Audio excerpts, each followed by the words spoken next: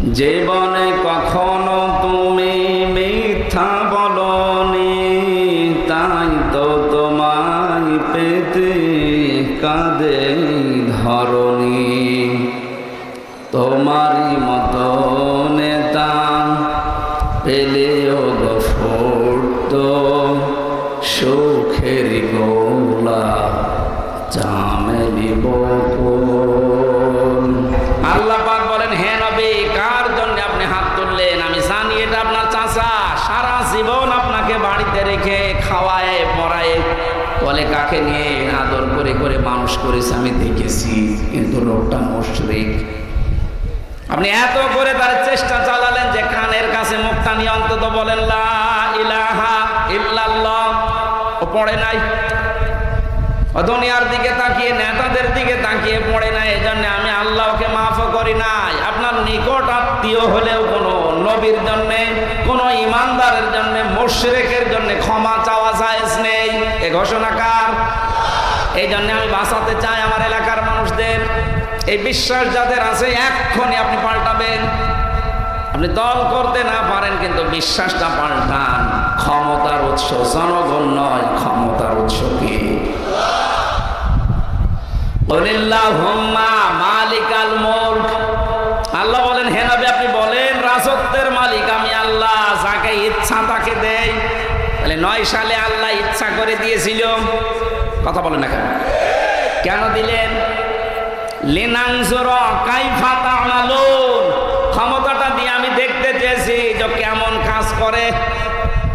কাজ যা করেছে প্রথম 5 বছর দেখেছিলেন, এরপরের 5 বছর আরো নিম্নে, এরপরের 5 বছর পৃথিবীর ইতিহাস পাল্টিয়ে ফেলেছে।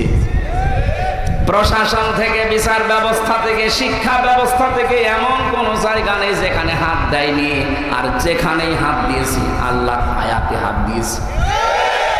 এই দৃশ্য দেখার পরে মনে মনে ভাবলাম, এই আয়াতকে আল্লাহ ভুলে গেছে নাকি? না, আল্লাহ বলেন হাত্তা ইদা ফারিহু বিমা উতু।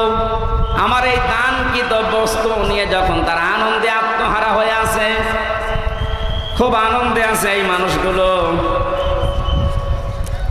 এখন এটা বললে হবে, ট্রেন আসতেছে, আপনারা যারা লাইনের উপরে আছেন নিরাপদ দূরত্বে যান। ট্রেন আসতেছে, অ্যাক্সিডেন্ট হয়ে যাবেন। যারা লাইনের উপরে আছেন নিরাপদ দূরত্বে যান, একটু দূরে সরে যান। আমার ভাইরা, আল্লাহ বলেন যখন এই মানুষগুলো তাদের উপরে দানকৃত ক্ষমতা, আনন্দ, পাওয়ার, প্রভাব প্রতিপত্তি, টাকা পয়সা এগুলো পাওয়ার পরে যখন আনন্দে ছিল, আখাযনাহুম বাগতাতান, হঠাৎ আমি আল্লাহ নিজে তাদেরকে ধরলাম। এখানে ফাইল, কর্তা সরাসরি আল্লাহ। সুতরাং জালেমদেরকে ধরেন কে? কেমন করে? বাগতাতান, আকস্মিক ভাবে। আপনি টের পাচ্ছেন না? 2024 সালের 5 তারিখের 1টা পর্যন্ত এদেশে কেউ ভাবে নাই যে এইরকম হবে।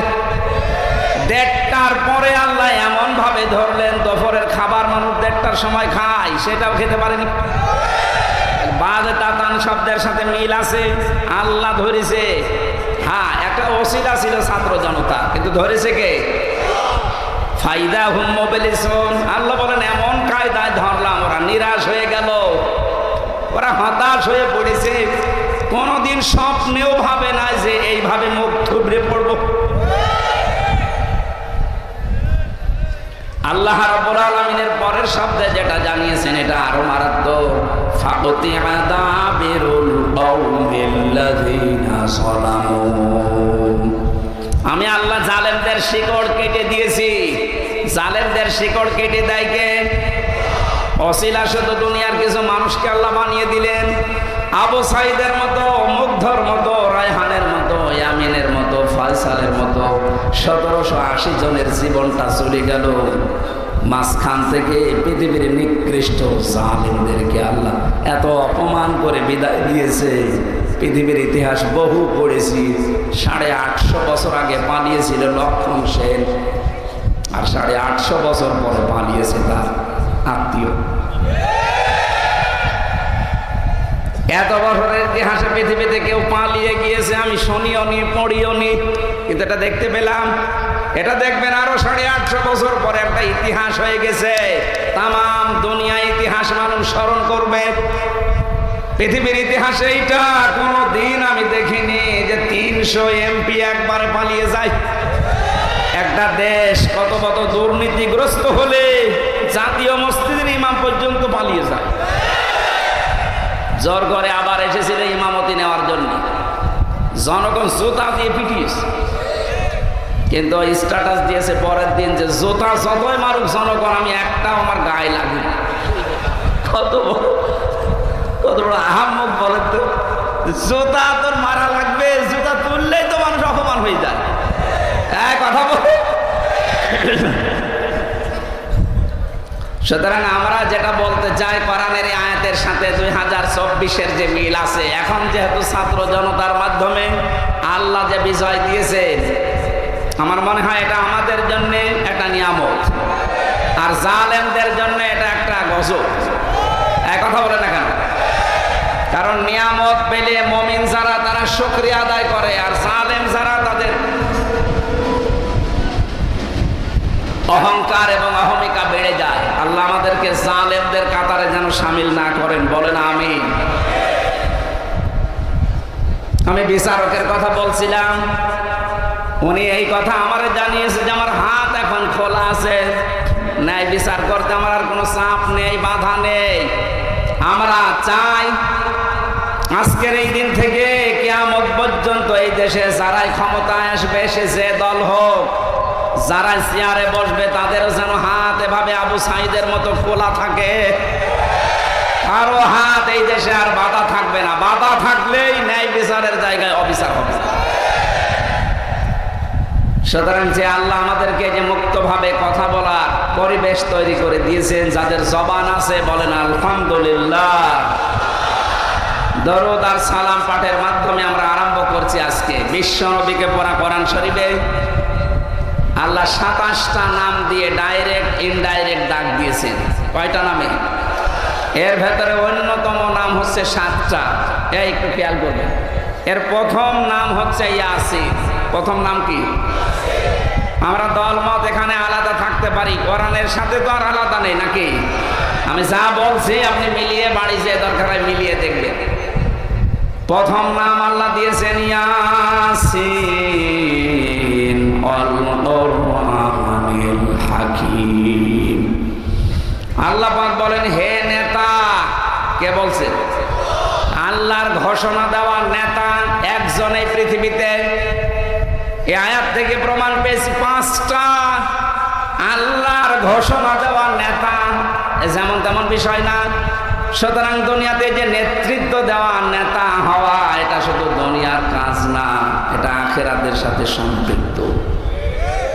কেউ যদি নেতৃত্বে আসতে চায়, নেতা হতে চায়, কমপক্ষে তার জীবনে 6টা জিনিস পাওয়া মাস্ট বি যাবে, আর 6টা জিনিস থেকে তো বিরত থাকবে। আমাদের এই দেশে, আমাদের এলাকায় যারা নেতৃত্ব দেয়, এখন তো কোরআনের সাথে মেলে কিনা? 1 নম্বরে আল্লাহ জানিয়েছেন কোন মহিলা নেতা হতে পারবে না। এটা আমি বানালাম না, আমি বানিয়েছি। সূরা নিসা 5 নম্বর পারার 2 নম্বর পৃষ্ঠা 11 নম্বর লাইনে 34 নম্বর আয়াতের প্রথম অংশে আছে, আর রিজালু কাওয়ামুনা আলান নিসা। আল্লাহ বলেন পুরুষ হবে নেতৃত্বদাতা, আর মেয়েরা হবে তার আজ্ঞাবহ। সুতরাং এই দেশে যদি কোনো মহিলা নেতা হয়, তার পেছনে থাকা কবিরা গুনাহ। কেউ যদি থাকেন ফিরে আসবেন, এটা আমার মনে হয় আপনি মানবেন। কিন্তু এই সামিয়ানার নিচে বের হয়ে গেলে আগে যা ছিল তাই বলছে ঠিক। কি মানুষ বলেন তো? আমি কোরআনের আয়াত দিয়ে দলিল দিলাম, বলছে ঠিক। তারপর আপনি মানবেন বলে আমার তো বিশ্বাস হচ্ছে না, কারণ সামনে তো খালেদা জিয়ার আসার সম্ভাবনা নেই। ঠিক আছে, তারেক জিয়া সাহেব আসেন। তাহলে 1 নম্বরে আমরা নেতা মানি না তাকে, মহিলা যদি হয়। এখন যিনি চট করে ঢুকে পড়বে, উনি মহিলা না পুরুষ? এবার ধরা ঠিক মহিলা তো আর সম্ভব না, কারণ এদেশে সব জায়গায় হাদিসটা এখন আমরা বলছি যে মেয়েরা নেতা হতে পারবে না, এটাই ফাইনাল। এটা তো আমরা বানিয়ে বলি নাকি? আমি দলিল দিয়ে বললাম না, সূরা নিসা 34 নম্বর আয়াতের প্রথম অংশ, আর রিজালু কাওয়ামুনা আলান নিসা। এই আয়াতের ব্যাখ্যায় হাদিস এসেছে, ক্বালান নবী সাল্লাল্লাহু আলাইহি ওয়াসাল্লাম লা ইউফলিহা কওমুন। মোজারে এখানে বর্তমান, ভবিষ্যৎ, প্রেজেন্ট, ফিউচারের আগে লান আছে। মোজারের আগে লান আসলে বাংলা অর্থ হয় জীবনেও হবে না। বাংলায় বলছি জীবনেও হবে না, কখনো হবে না। এ গ্যারান্টি দিচ্ছে নবীজি। কে? জীবনে কোনোদিন মিথ্যা কথা বলেনি এরকম একজন মানুষ বলছে জীবনেও ওই জাতি সফল হতে পারে না যে জাতির নেতৃত্বে আছে কোনো মহিলা। এই জন্য 53 বছরে আমাদের কপাল খারাপ। তো সামনে আমরা ইনশাল্লাহ আয়াতটা দেখতে চাই, কোনো মেয়ে লোক যেন আমাদের সামনে না আসে। 2 নাম্বারটা বলি নাকি? এটা সূরা শুআরা 19 নাম্বার পারা 12 নাম্বার পৃষ্ঠা 4 নাম্বার লাইনের 151 152 নাম্বার আয়াত। এইটা যদি কারো সাথে মিলে যায় তাকেও আপনাকে ছাড়া লাগবে। এই কথা বলে না কেন? ওয়ালা তুতিউ আমরাল মুসরিফিন আল্লাযীনা ইউফসিদুনা ফিল আরদি ওয়ালা ইউসলিহুন। আল্লাহ পাক বলেন তাদের অনুসরণ করা যাবে না, তাদের নেতা মানা যাবে না, তাদের পেছনে থাকা যাবে না যেই মানুষগুলো দুনিয়াতে ইসরাফ করে। মানে ইসরাফকে, যে মানুষগুলো দুনিয়ায় অপচয় করে, অপব্যয় করে, সীমা লঙ্ঘন করে। ইসরাফদের শাব্দিক অর্থ হচ্ছে সীমা অতিক্রম করে চলে যাওয়া। এর বাংলা অর্থ আমি 33টা পেয়েছি। 1 নম্বরে যারা দুনিয়ায় অপচয় করে, অপব্যয় করে, যেটা লাগার দরকার না সেইটাও করে, যেটা খরচ না করলে ওর চলে সেইটাও করে। এরকম মানুষের যদি সামনে আপনি দেখেন যে নেতৃত্ব দিচ্ছে, এর পেছনে থাকতে পারবেন না। 2 নম্বরে আল্লাযীনা যারা ইউফসিদুনা ফিল আরদি, জমিনে ফাসাদ সৃষ্টি করে। এখন ফাসাদকে, ফাসাদের 9টা অর্থ হয়। 1 নম্বরে ফাসাদ মানে মানুষের তৈরি করা আইন কানুন, মানুষের তৈরি করা নিয়ম কানুন যারা দুনিয়ায় প্রতিষ্ঠা করতে চায় এরা ফাসাদ সৃষ্টিকারী। এদের পেছনে থাকা কবিরা গুনাহ। ওয়ালা ইউসলিহুন, দুনিয়ায় যারা সংশোধন চায় না, দুনিয়াতে যারা শান্তি স্থাপন করতে চায় না, শুধু একটার পরে একটা অশান্তি তৈরি করে, এই মানুষগুলোর পেছনে থাকা যাবে না। আমার মনে হয় আপনারা এই চাপ নিতে পারছেন না, বাকিগুলো বললে উঠে চলে যাবে। এটা কয়েকজন চলে যাচ্ছে, থাক আমার দরকার নেই ভাই, আমি কোরআনে চলে যাচ্ছি তাফসীরে। বলতে পারি, বলতি তো, কিন্তু মানা লাগবে তো, মানবে তো ইনশাল্লাহ। 3 নাম্বারটা সূরা বাকারা 1 নাম্বার পারা 18 নাম্বার পৃষ্ঠা 4 নাম্বার লাইনের 124 নাম্বার আয়াতের শেষের অংশে আছে। আল্লাহ পাক বলেন তোমাদের জাতির পিতা ইব্রাহিম আলাইহিস সালামকে আমি পদে পদে পরীক্ষা করেছিলাম 50টা। প্রত্যেকটা পরীক্ষায় সে উত্তীর্ণ হয়েছে। আমি আল্লাহ তার শেষ পরীক্ষায় খুশি হওয়ার পরে জানিয়েছি, ক্বালা ইন্নী জাইলুকা লিন-নাসি ইমামা। হে ইব্রাহিম, তোমাকে আমি জাতির নেতা বানিয়ে দিলাম। এখানে লিল মুসলিমিনা ইমামা দেয়নি, লিন-নাস। মানুষ পদবাচ্যে যারা বিবেচিত তাদের জন্য নেতা ছিলেন ইব্রাহিম। কে ইনি? আল্লাহ পাক বলেন মিল্লাতা আবিকুম ইব্রাহিম। এই ইব্রাহিম হচ্ছে তোমাদের জাতির পিতা। অথচ এই শব্দটা পুরা পাল্টিয়ে অনেকে জোর করে একজনকে বানিয়েছিল, এ জাতি মানে নাই, মেনেছে না। এটা কোরআনের পুরা বিরোধী একটা কথা। আল্লাহ বলছেন তোমাদের জাতির পিতা ইব্রাহিম। কেন? হুয়া সাম্মাকুমুল মুসলিমিন, তিনি তোমাদের নাম রেখেছেন মুসলমান। এই জন্য আয়াতের তাফসিরে পেয়েছি কেউ যদি বাবা হতে চায় কমপক্ষে তার 11টা দায়িত্ব পালন করা লাগে। তার প্রথম দায়িত্ব সন্তানের একটা নাম রাখা। কি রাখা? এখানে যারা বাবা আছেন সন্তানের একটা অর্থবোধক নাম রাখবেন, এটা আপনার দায়িত্ব। কত বাবা আছে নাম রেখে দিয়েছে এমন উল্টা পাল্টা নাম যেটা শয়তানও পর্যন্ত নাম দেখলে হাসে। সেদিন কুষ্টিয়ার এক দোকানের সামনে দেখলাম মিহাদ স্টোর। বললাম ভাই কে? আমার ছেলের নাম। ছেলের নাম মানে? হ্যাঁ, আমি কোরআন শরীফ পড়তে গিয়ে পেয়েছি বিসাল মিহাদ। বিসাল মিহাদ মানে জাহান্নামের নিম্ন স্তর, জাহান্নামের নিকৃষ্ট জায়গা। বসে কোরআনে পেলাম। কোরআনে পেলে রাখা যাবে? কোরআনে তো ফেরাউন আছে, নমরুদ আছে। কথা বলে না কেন? কোরআনে হাসানা না হাসিনা এটাও আছে। শব্দটা শুধু জের দিয়ে বলা। হাসিনা মানে সুন্দরী, হাসুনা মানুষ সুন্দর। এই নামটাকে আল্লাহ রাব্বুল আলামিন এই জুলুম করার কারণে আমার মনে হচ্ছে তামাম দুনিয়া এখন গালি বানিয়ে দিয়েছে। আমি যতগুলো দেশে ঘুরলাম, যেখানে যাই, সেদিন মদিনা থেকে তায়েফে যাবার সময় মদিনার এক ড্রাইভার আমার নিয়ে যাচ্ছিল। আমারে বলছে ইয়া হাজিউল হুজ্জা গায়না বিলাদুকা, হাজি দেশ কোথায়? যে তুমি বাংলাদেশ। আমারে বলছে হারামি। হারামি মানে মানে আমি যেই দেশের লোক, এই দেশের যিনি দায়িত্বে আছে উনি হারামি।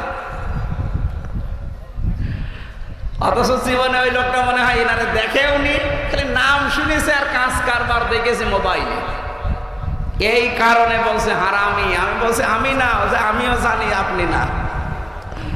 দেখেন তো নামটা কত সুন্দর, অথচ নামটা তাম দুনিয়ার মানুষের কাছে এখন একটা অপছন্দনীয় ঘৃণিত নাম। এই যে ইয়াজিদ, এই নামটা খারাপ নাকি? ইয়াজিদ একটা সুন্দর নাম না? কিন্তু জুলুম করার কারণে আল্লাহ তার নামটাকে একটা গালি বানিয়ে দিয়েছে। কেউ যদি এই পৃথিবীতে হিন্দুকে ডাক দিয়ে বলেন যে ভাই ছেলে হয়েছে 5,000 টাকা দেবো, ইয়াজিদ রাখেন, ও রাখবে? 1,500 বছর পরে যদি এ নাম কেউ হিন্দুও রাখতে না চায়, আপনি আর 1,500 বছর যেতে দেন, জালেম সারা দুনিয়ায় তাদের নাম দেখবেন কেউ ঘৃণা করেও রাখবে না। কারণ পৃথিবীর ইতিহাস এইটা, ইতিহাস লেখা হয় ঘটনা ঘটার আগে না ঘটনা ঘটার পরে? বলেন বলেন। ইয়াজিদের যে ইতিহাস ওই সময় যারা ছিল লিখতে পেরেছে না, ইতিহাস লেখা হয়েছে পরে। সুতরাং এখনো পৃথিবীতে যারা জালিম আছে, সামনেও যারা জুলুম করবেন, আপনি মনে করবেন না যে আপনি ছাড় পেয়েছেন, পার পেয়েছেন। না, আপনাকে আল্লাহ ঘৃণিত নিন্দিত করে জানাবে, ইতিহাস লেখা হবে আপনার নামেও। এই জন্য যারা এই 5 তারিখের পর থেকে এখনো অনেকে জুলুম করেছেন, এখনো করবেন বলে আশায় আছেন, আপনারা থামবেন। জুলুমের সাথে মুসলমানের কোনো সম্পর্ক নেই। হ্যাঁ, যারা অপরাধ করেছে আমরা চাই তাদের নির্ধারিত অপরাধের জন্য শাস্তি হোক, কারণ অপরাধের শাস্তি না হলে ওই অপরাধটা আরো বাড়তে থাকে। আমি সামনে যে আয়াত পড়েছি, আয়াত তাফসিরে এই কথাগুলো আসবে ইনশাআল্লাহ। আপনারা আছেন তো ময়দানে? প্রথম কথা কি ছিল? মহিলা নেতৃত্ব দিতে। বলেন বলেন। যারা অপচয় করে, অপব্যয় করে, যারা সীমা লঙ্ঘন করে, এরা সামনে আসতে পারবে না। যারা ফাসাদ সৃষ্টি করে, শান্তি তৈরি করার জন্য কোনো কর্মসূচি তাদের নেই, তাদের অনুসরণ করা জায়েজ নেই। 3 নম্বরে হযরত ইব্রাহিম আলাইহিস সালামকে আল্লাহ দিয়ে আল্লাহ একটা পরীক্ষা নিচ্ছেন। আল্লাহ রাব্বুল আলামিন বলেন, তামাম পৃথিবীর মানুষের জন্য আমি তোমাকে নেতা বানিয়ে দিলাম। ইব্রাহিম নবী ওই সময় আল্লাহকে বলেছে, রব্বুল আলামিন ক্বালা ওয়া মিন যুররিয়াতি। ইয়া আল্লাহ, যে নেতৃত্ব দেওয়ার গুণাবলী, এটা কিন্তু আমি পেয়েছি নাকি আমার পরে যারা আমার সন্তানাদি আসবে কিয়ামত পর্যন্ত তারাও পাবে? আল্লাহ পরের শব্দে সাফ জবাব দিয়েছেন, ক্বালা লা ইয়ানালু আহদিস সালিমিন। বলেন আল্লাহু আকবার। এটা ইয়ানালু, এটাও মজারে, বর্তমান, ভবিষ্যৎ, প্রেজেন্ট, ফিউচার, কিয়ামত পর্যন্ত। আল্লাহ বলেন কোন জালেমের জন্য আমার কোনো অঙ্গীকার নেই। এই আয়াত থেকে প্রমাণ পেয়েছি জালেম যারা, তারা নেতা হতে পারবে না। এই জন্য যারা জুলুম করেছেন তাদের নেতৃত্ব দেওয়া জায়েজ নেই, অবৈধ। আপনারা আর সামনে আসবেন না, কথা বলেন ঠিক কিনা? এরপরে 4 নম্বরে বেশি যারা এলেম অর্জন করে এবং শক্তিশালী তারা নেতা হবে। এরপরে বেশি যারা আল্লাহর জিকির থেকে গাফেল থাকে তারা নেতা হতে পারবে না। এরপরে বেশি যে মানুষগুলো মন মতো কাজ করবে, ওয়ালা তুতিউ মান আগফালনা কলবাহু আন যিকরিনা ওয়াত্তাবা হাওয়াহু ওয়া কানা আমরুহু ফুরতা ইলা আখির আয়াত। আমি নেতৃত্বের গণা বলে বোঝাচ্ছিলাম যে এই মানুষগুলো সামনে নেতা হতে পারবে, কারণ নেতৃত্ব এটা আল্লাহ নিজে তৈরি করে দিয়েছেন। আমাদের নেতা একবার বলেন তো কে? মুহাম্মাদুর, আরো জোরে বলেন মুহাম্মাদুর। সুতরাং সামনে যারা আসবেন এরা দেখবে আল্লাহ এবং রসুলকে মেনে চলে কিনা। যদি দেখেন হ্যাঁ, নাক কান বুঝে তাকে মানা লাগবে। এই নির্দেশ হামজা কার? সূরা নিসা 5 নম্বর পারা 6 নম্বর পৃষ্ঠা 11 নম্বর লাইনে 59 নম্বর আয়াতের প্রথম অংশে আছে। আমি দলিলগুলো লম্বা করতে পারছি না, এবার প্রবেশ করছি তেলাওয়াতকৃত আয়াতে। সূরা আলে ইমরান। কোন সূরা? তাফসীর শুনতে রাজি আছেন না?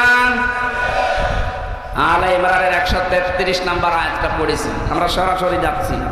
তাফসীর করার আগে যে সমস্ত বিষয়গুলো বলা লাগে আপনারা বহুবার শুনেছেন। নামকরণ, ঐতিহাসিক প্রেক্ষাপট, শানে নজরুল যেটা বলা হয় এগুলো মানুষ বলে, আমরা ওগুলোর দিকে যাচ্ছি না, রাত বেশি হয়ে যাবে, তাফসীরে যাচ্ছি। এখানে কথা বন্ধ করবেন তো ভাই। আল্লাহ পাক বলেন ওয়াসারিউ ইলা মাগফিরাতিম মির রাব্বিকুম, তোমরা দৌড়াও আল্লাহর ক্ষমার দিকে। কিসের দিকে? বলেন বলেন। এই শব্দটা কত ছোট্ট, কিন্তু তামাম দুনিয়া আখিরাতের ভেতরে আল্লাহ নিমজ্জিত করে দিয়েছেন। এই যে ক্ষমা যদি কোনো মানুষ পেয়ে যায় আল্লাহর পক্ষ থেকে, ওর জীবন সফল। আমার নাম কাম যতই থাক, আল্লাহ পাক যদি আমারে ক্ষমা না করে, তামাম দুনিয়া সব আমার নামে লিখে দিলেও আমার জীবন ব্যর্থ। কথা বলে না কেন? আমি আমার ঈমান থেকে কথা বলছি। এই জন্য আমাদের সবচাইতে বড় টার্গেট হবে আমি কি করি আল্লাহর ক্ষমা পাই। আল্লাহ রাব্বুল আলামিন বলেন আমি কিয়ামতে যে বিচার ব্যবস্থা তৈরি করব, আমি যদি ন্যায় বিচার করি কোনো মানুষ জান্নাত পাবে না। 2 নম্বরে আমার বিচার ব্যবস্থায় কোনো অবিচার নেই। বলেন বলেন। আল্লাহর বিচারে কোনো অবিচার, ন্যায় বিচার করলে কেউ জান্নাত যেতে পারবে না।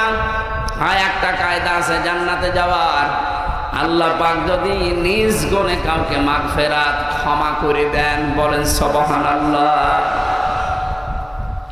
কাবা সামনে নিয়ে মানুষ যখন চক্কর দেয়, 6ষ্ঠ চক্করে এই কথাটা বলে আল্লাহুম্মা ইন্না আলাইয়া হুকুকাম ফিমা বাইনি ওয়া বাইনিকা।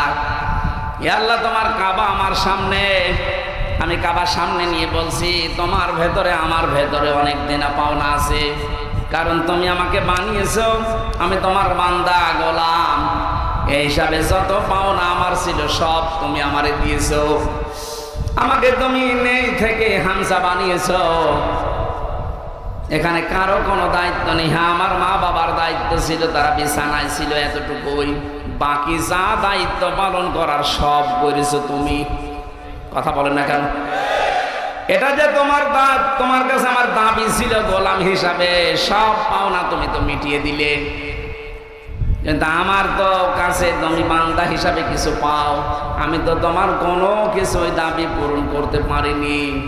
আমার একটা পথ আছে, আমার একটা পথ তোমার কাছে খোলা আছে, মেহেরবানি করে তুমি আমারে মাফ করে দাও।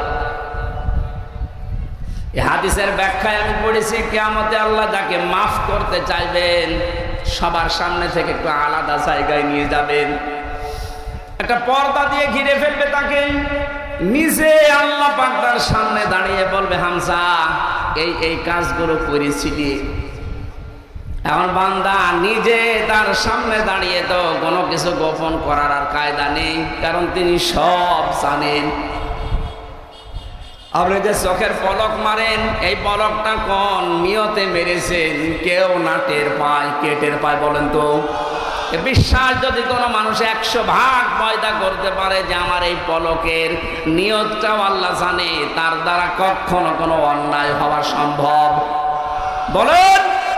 আমরা তো এইটা তৈরি করতে চাই। আপনি আল্লাহর সামনে নামাজে দাঁড়ালে যেভাবে থাকেন, বাজারে থাকলে যেন সেভাবে থাকেন। এইটা যখন নামাজে আর বাজারের সিস্টেম একরকম হবে, যে হ্যাঁ আমি বাজারেও মনে হয় নামাজের মতো আছি, তখন এই এলাকাটা হয়ে যাবে জান্নাত। আমরা এইটা চাই কোরআন দিয়ে। আল্লাহ পাক যখন একটা একটা করে জিজ্ঞাসা করবে, হামজা এইটা এইটা এইটা করেছি, সবগুলো স্বীকৃতি করা লাগবে, স্বীকার করা লাগবে। শেষ পর্যন্ত বলবে, আল্লাহ তোমার নাম না গফফার, তোমার নাম না গফুর। আল্লাহ পাকের এই রহমতের দরিয়ায় জোশ পয়দা হবে। শেষ পর্যন্ত তারা বলবে, বান্দা যা তোরে আমি মাফ করে দিলাম। এই যে মাফ, ক্ষমা, মাগফিরাত, এই শব্দটা শুনতে ছোট মনে হচ্ছে, কত গভীর শব্দ একটু তাকান তো। আল্লাহ বলেন, তোরা দৌড়া আমার ক্ষমার দিকে। আজ আমরা ক্ষমা পাওয়ার জন্য অনেকে ভুল রাস্তা অবলম্বন করি। ক্ষমা পাওয়ার জন্য একমাত্র রাস্তা হচ্ছে আমার আল্লাহর দরবার। আরো জোরে বলেন। এখন আমার প্রশ্ন এখানে তিনটা। এক নম্বরে, কেউ যদি ক্ষমা পেতে চায় অবশ্যই তাকে তওবা করা লাগবে। তওবা ছাড়া ক্ষমা হবে? আরো জোরে বলেন, বলেন। এখানে যারা আলেম আছেন এবার তাদেরকে বলছে, তাওবা ছাড়া ক্ষমা নেই। এখন তাওবার সিস্টেমটা তো আমরা ভুল করছি। বিভিন্ন জায়গায় গেলে আমরা দেখি আমাদের তাওবা পড়িয়ে দেওয়া হয়, আস্তাগফিরুল্লাহ রাব্বি মিন কুল্লি যামবি ওয়া তুবু ইলাইহি, হয়ে গেল। এটা তো তাওবার একটা বাক্য। কোন মানুষ যদি তাওবা করতে চায়, ও দোষ করেছে যার কাছে, স্বীকার করবে তার কাছে। এটা তাওবার প্রথম অর্থ। বাংলাদেশে সিস্টেমটা নেই। একজনের কাছে অন্যায় করে আর কাবা শরীফ ধরে কাঁদতেছে। এক কথা বলছেন, এখন আপনি দোষ করেছেন কার কাছে আর কাঁদেন কার কাছে? এই জন্য আমরা আজকে থেকে সিদ্ধান্ত নেব, যদি আস্তাগফিরুল্লাহ ঠিক রাখতে চাই, অপরাধ করেছি, দোষ করেছি যার কাছে, স্বীকার করব তার কাছে। এটা পারবেন না? যদি মা বাবার কাছে অন্যায় করেন, আগে তার কাছে স্বীকার করেন যে আমার ভুল হয়ে গেছে, এরপরে আল্লাহর কাছে। আল্লাহর হক যদি আপনি নষ্ট করেন, তখন আবার মা বাবার কাছে বললে হবে না। আল্লাহর হক নামাজ পড়েননি, ওনার কাছে বলা লাগবে। আল্লাহর হক রোজা রাখেননি, ওনার কাছে বলা লাগবে। কথা বুঝতেছে? বলুন। তাহলে আজকে থেকে তাওবার নিয়ম কি? অপরাধ হবে যার কাছে, স্বীকার হবে। এটা আছে আমাদের কাছে? নেই।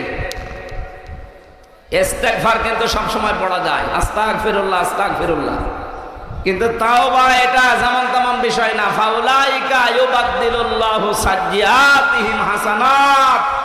আল্লাহ বলেন ফাউলাইকা, এই কাদ্দাসরের যে মানুষগুলো বসে আছে এদেরকে আল্লাহ ইঙ্গিত দিছে। এই মানুষগুলো যারা তাওবা করার নিয়ত নিয়ে বাড়ি থেকে এসে এখানে বসে আছে, নবী আপনি জানিয়ে দেন, ইউবাদদিলুল্লাহ, আমি আল্লাহ আজকে বদল করে দেব, সাজ্জিআতিহিম হাসানাত, তাদের জীবনের যত অপরাধ ছিল সব পাল্টিয়ে নেকি বানিয়ে দেব। তাহলে তাওবা অনেক গুরুত্বপূর্ণ বিষয়। আজকে আমরা তাওবা করে যার যে বয়স আছে সব অপরাধ মাফ করে এরপরে নেকি দিয়ে পাল্টিয়ে নিয়ে যাব।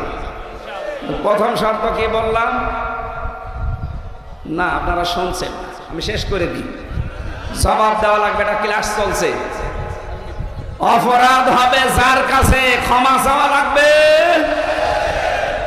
আমার সাথে ছেলে ছিল নিস্তালা, এক ওসি, বাড়ি ঝিনাইদহ, থাকে যশোরে।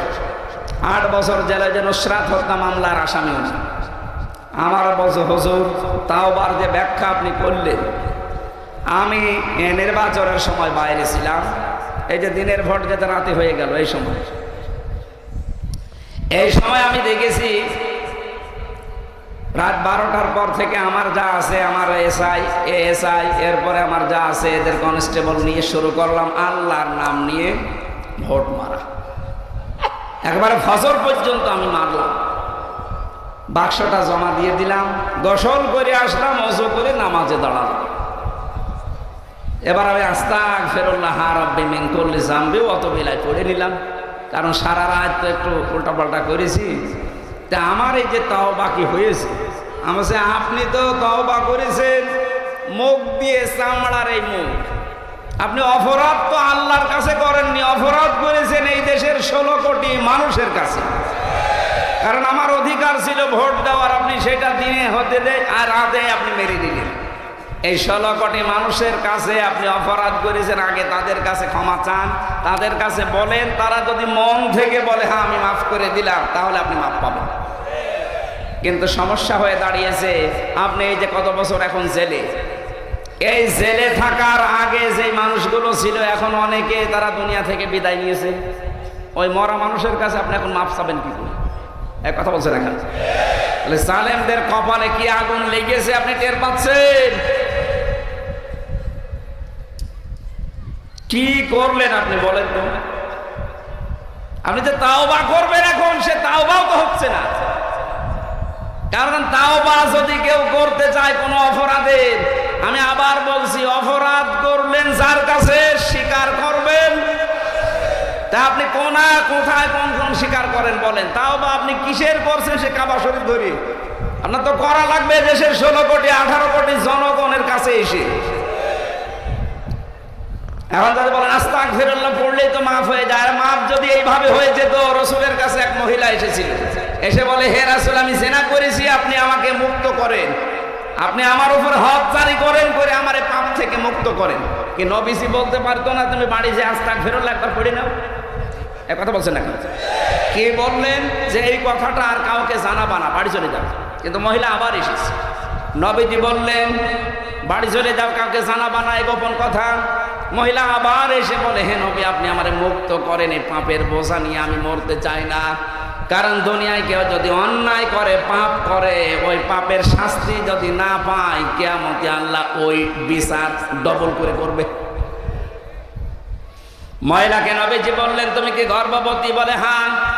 সন্তানটার তো কোনো অপরাধ নেই, ওটাকে খালাস হোক, ডেলিভারি হওয়ার পরেই নিয়ে এসেছে। নবীজি বললেন না, বুকের দুধ তোমার 2 বছর ওর অধিকার আছে, আগে খাওয়াও, শক্ত জিনিস খাওয়া শিখবে তারপরে নিয়ে আসবা। মহিলা নিয়ে এসেছে 2 বছর পর, আর বারবার আল্লাহকে বলছে আল্লাহ আমার হায়াতটা একটু বাড়িয়ে দাও, আমি যেন এই অবস্থায় পাপের এই বোঝা নিয়ে মারা না যায়, আমার মুক্ত করে মরণ দাও। মুক্ত কিভাবে করবে? ও মহিলা কিন্তু ভালো করে জানে যে তাওবা এই পাপ থেকে মুক্ত হলে তাকে সঙ্গে সার করা লাগবে। কথা বলে না কেন? কারণ জেনার অপরাধ যেটা, এটা পাপের যে শাস্তি দুনিয়ায় কোরআনের, তাকে মেরে ফেলা লাগবে পাথর দিয়ে। মহিলার কাছ থেকে সন্তানটা আল্লাহর নবী এক সাহাবীর দায়িত্বে দিয়ে মেয়েটাকে গর্তের ভেতরে গেড়ে দেওয়ার আহ্বান জানালেন। সাহাবীদেরকে বললেন পাথর নিক্ষেপ করে মেরে ফেলো। হযরতে খালিদ ইবনে ওয়ালিদ বলেন আমি একটা জোরে পাথর নিক্ষেপ করলাম, ওর নাকের উপরে লেগে ফিনকি দিয়ে রক্ত আমার গায়ে পড়েছে। আমি তাকে ভর্ৎসনা দিলাম যে পাপী মহিলার রক্ত আমার গায়ে। নবীজির কানে কথাটা যাওয়ার পরে বিশ্ব নবী বললেন খালিদ থামো, এ কথা বলবা না। তুমি তো জানো না এই মহিলার তাওবা আল্লাহ এমন ভাবে কবুল করেছে, তার যে অনুশোচনা, তার যে অনুতপ্ত হওয়া আমার আল্লাহ দেখেছে। এবং এই মহিলা যা করেছে অপরাধ থেকে মুক্ত হওয়ার জন্য, দুনিয়ায় পাপের শাস্তিটা নেওয়ার জন্য আমার কাছে বারবার এসেছে। আল্লাহ এমন ভাবে তার তওবাটা গ্রহণ করেছে, কোন জালেম যদি এইভাবে তওবা করে আল্লাহ তাকেও মাফ করে দেবে। বলেন সুবহানাল্লাহ। কি বুঝলেন বলেন তো? আমি জানি এটা জন্মের পর থেকে হাদিস আপনি শুনেছেন, কিন্তু কি আছে এর ভেতরে? অপরাধ করলে আমরা মনে করি আস্তাগফিরুল্লাহ পড়ে নিলাম আমার মাফ হয়ে গেছে, এটা একটা বাক্য। ওই মহিলাকে আল্লাহর নবী বলতে পারতেন কাউকে বলবা না, গোপনে আস্তাগফিরুল্লাহ পড়ে নাও। কথা বলে না কেন? কি বলেছিলেন? শাস্তিটা আগে নাও, আস্তাগফিরুল্লাহ তো পড়াই লাগবে। সুতরাং আমরা চাই আপনারা যারা 15.5 বছরে অন্যায় করেছেন, সত্যিকার অর্থে যারা জালেম, যে অন্যায়ের সাথে জড়িত ছিলেন, মাস্ট বি তাদেরকে শাস্তি পাওয়াই লাগবে। তারপরে আস্তাগফিরুল্লাহ। এবার বলেন তো হাদিসের ব্যাখ্যা বোঝেননি কে? আমি চাই আপনাকে মুক্ত করতে, আপনার দ্বারা হাজারো মানুষ এই 15.5 বছর ঘরে ঘুমাতে পারেনি। আপনার কারণে কত মানুষ গুম হয়েছে, খুন হয়েছে, কত মানুষ আয়না ঘরে কষ্ট পেয়েছে। এই যে এই সমস্ত অপরাধগুলোর যে শাস্তি, গুমের শাস্তি আছে, মানুষকে মেরে ফেলার শাস্তি আছে, ডাকাতি করার শাস্তি আছে, চুরি করার শাস্তি আছে। এই যে দরবেশ বাবা 36,000 কোটি টাকা, তাহলে এর হাত থাকার কথা। বলেন বলেন, এর হাত কাটা লাগবে, তারপরে কিয়ামতে আল্লাহরে মাফ করে দেবে। আরে বিচার না নিয়েও যদি এইভাবেই মারা যায়, কিয়ামতে আল্লাহ বিচারটা নিজে কোটি কোটি মানুষের সামনে করবে। আরে ভাই, আপনি শত্রু না মনে করে আপনাকে আমি বাঁচাতে যাই, আপনি ধরা খাবেন সামনে। এই জন্য যার যে অপরাধ, আপনি তো জানেন যে আমি কোন অপরাধের অপরাধী, আমার শাস্তি কতটুকু হতে পারে। আগে ওই শাস্তিটা নেন, এরপরে আস্তাগফিরুল্লাহ পড়েন। এবার যদি না বোঝার ভান করে বলে যে আমি এখনো বুঝি নাই, এদিকে আসেন। আমরা চাচ্ছি এই 15.5 বছরে আমি মাফ করে দিয়েছি, কিন্তু আপনার যে অপরাধ, এই অপরাধের শাস্তি আগে দুনিয়াতে নিয়ে যান, নাই তো আপনি কিয়ামতে বাঁচতে পারবেন না। 2 নম্বরে, দুনিয়াতে যদি অপরাধের শাস্তি না হয়, তাহলে অপরাধটা দিনের পর দিন বাড়তেই থাকে। এই আয়না ঘরের সাথে যারা জড়িত ছিলেন, এদের যদি শাস্তি না হয়, আগামীতে যারা আসবে তারা এর চাইতে আরো ভয়ঙ্কর হবে। কথা বলুন। আমার মাটির নিচে নিয়েছিলাম, আমি দেখেছি দৃশ্যগুলো। আমার 11 ঘন্টা টাঙিয়েছিল, আমি বাইরে বলি না, আমার মা বাবা কষ্ট পাবে তাই। অথচ আমি কিচ্ছু জানি না। বাড়ি থেকে ধরে নিয়ে গেল আমার, আর বলছে আমি চোরহাঁস থেকে নিয়ে এসেছি। পুরা মিথ্যা কথা। ওখানে যাওয়ার পরে বলছে তোমার বাবাকে বলো 10 লাখ টাকা দিতে, নাই তো 50টা মামলা দেব। একটা কথা বলবো, বিচার ব্যবস্থা কোথায় গিয়েছিল? প্রশাসন কোথায় গিয়ে ঠেকেছে? এরপরও আপনি জালেমদের সাফাই গান। আপনি মানুষ, আপনি তো ওই ঠেলায় পড়েননি। যদি পড়তেন তখন বুঝতেন। আমার সাথে মুফতি ফখরুল ছিল, আমারে বলতো মাঝে মাঝে, দেখুন হাত পা ছেড়ে দিয়ে এইভাবে পড়ে আছে। কি ভাই এরকম থাকে? বলছে যে মানুষ শুয়ে থাকে, এটা যে কত বড় নিয়ামত আমি টের পেয়েছি। আমার পায়ের ভেতর দিয়ে হাত লাগিয়েছে, সামনে লোহার যে ব্যারিকেড দেওয়া আছে, ওর সাথে হাত দিয়ে হ্যান্ডকাপ দিয়ে আটকিয়েছে। 2-5 ঘন্টা পরে যদি খুলে দিত, বছরের পর বছর 1.5 মিনিট 2 মিনিট সময় দিত টয়লেট করার জন্য।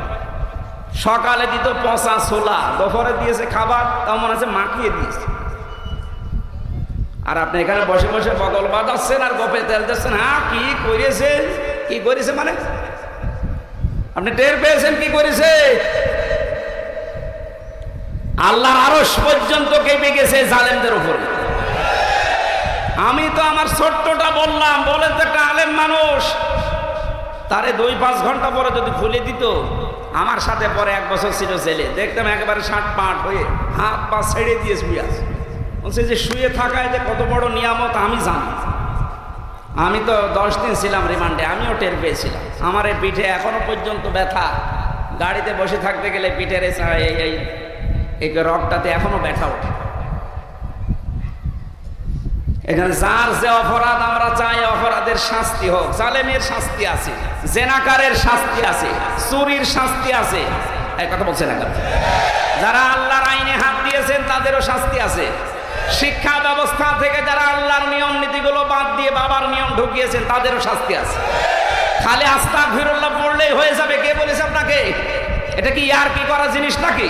আগে তওবা করার মতো করেন, ওই মহিলার মতো শাস্তি নেন, তারপরে আস্তাগফিরুল্লাহ পড়েন। এটা যদি না হয়, আগামীতে কিন্তু এই অপরাধগুলো আরো বাড়তে থাকবে। আমরা এমন ভাবে কন্ট্রোল করতে চাই যেন কিয়ামতের আগে কোনো মানুষ এই দেশে আর জুলুম করার সাহস না পায়। একটু কড়া হয়ে যাচ্ছে না? হুজুর কড়া হয়ে যাচ্ছে, নরম মাছ করি নাকি বেশি রাত হয়ে গেল? 11টা বেজে গেছে। না, আমার ডাক্তারই বলেছে সর্বোচ্চ 50 থেকে 1 ঘন্টা কথা বলবেন। এত কথা বললে তো আবার সেই ডায়াবেটিস আর প্রেশার বেড়ে আবার চোখে মুখে সেই রংপুরের মতো অন্ধকার দেখবে, সমস্যা হয়ে যাচ্ছে। প্রতিদিন 2টা 3টা করে পারছি না, এরপরে আপনারাও ছাড়ছেন না। আল্লাহু আকবার। আগামীতে মাহফিলগুলো একটু কন্ট্রোল করে নেওয়া লাগবে, রাত 10টার ভেতরে সব শেষ করা লাগবে। গ্রামে পাড়ায় পাড়ায় দিয়ে আমিও পারছি না, সারা দেশে কভার করাও কঠিন হয়ে যাচ্ছে। 630টা থানা, প্রত্যেক থানায় একটা দুইটা করে নেওয়া আছে। বলেন পারবো কি করে? অথচ বছরে মাহফিল হয় মাত্র 150 থেকে 200। এরপরে বাইরের দেশগুলোতে প্রায় 21-22টা দেশে এতগুলো মাহফিল নেওয়া আছে। সামনে একটা নেওয়া আছে কোন জায়গায় যেন, এটা পাটিকা বাড়ি, এরপরে মিরপুর কলেজে একটা, এরপরে কবরহাটে আছে, ডাঙ্গাপাড়ায় আছে, এই 4টা আছে এই জেলাতে। সামনে কথা বলবো ইনশাল্লাহ। আয়াত শেষ করতে গেলে রাত 12টা হবে না, 1টা 2টা বেজে যাবে। আপনারা আজকে ছেড়ে দিন নাকি? আরে বাবা, আপনি এখানে বলেন আমি একটু ঘুমাই, সারাদিন ঘুমাতে পারি না। আমরা আল্লাহর ক্ষমার দিকে দৌড়াবো। আল্লাহর ক্ষমা খুব দরকার আমাদের জন্য। ক্ষমায় যদি আমি না পাই, পুরা কুষ্টিয়ার মালিক হয়েও আমার লাভ নেই। হানিফ সাহেব এখন বুঝতেছে, তার বাড়ি এখন জাদুঘর হয়ে গেছে, একটা ঘৃণিত জায়গা বানিয়ে দিয়েছে। ওর আশপাশ দিয়ে যারা যাচ্ছে এখন আমি দেখতে পাচ্ছি মাঝে মাঝে গিয়ে, মানুষ এত ঘৃণা ছড়াচ্ছে, হয়তো টয়লেট করতে পারতো আবু জাহেলের বাড়ির মতো, শান্তি পেত। কি করলেন এই 10-12 বছর, 15 বছর, 17 বছর নয়, হাল খাল করে কি হইল এখন বলেন? যেন আমরা এরকম যেন কিছু না করে আমরা শিক্ষা নেব। আমরা আল্লাহর কাছে মাফ চাওয়ার মাধ্যমে, ক্ষমা চাওয়ার মাধ্যমে, প্রশংসা করার মাধ্যমে আল্লাহর জান্নাতের দিকে দৌড়াবো। কাউদিস সামাওয়াতি ওয়াল আরদ, যার প্রশস্ততা আসমান আর জমিনের সমতুল্য। উইদ্দাত লিল মুত্তাকিন, আল্লাহ পাক বলেন আমি এটা মুত্তাকিদের জন্য প্রস্তুত করে রেখেছি। আমরা মুত্তাকি হওয়ার চেষ্টা চালাচ্ছি। গতকালকে বৃষ্টি হওয়ার কারণে আমার মাহফিল হয়নি সাতক্ষীরা, ওটা কালকে সকালে দিয়েছি। এরপর বিকালে আছে যশোরে, রাত্রে আছে আলমডাঙ্গায়। আমি মাপ চালাম, 1 ঘন্টা হয়ে গেছে। আগামীতে আসলে কথা বলবেন ইনশাআল্লাহ।